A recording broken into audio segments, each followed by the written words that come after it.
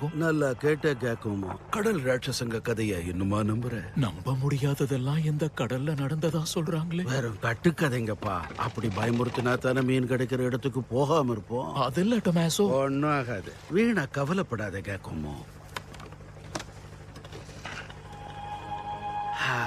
இதுதான் நமக்கு இப்ப தேவை.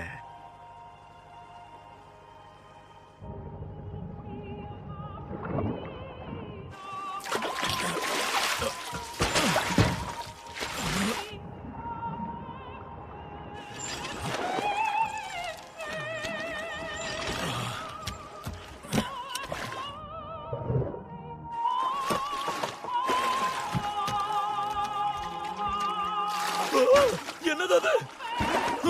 அடங்கோ புறானே.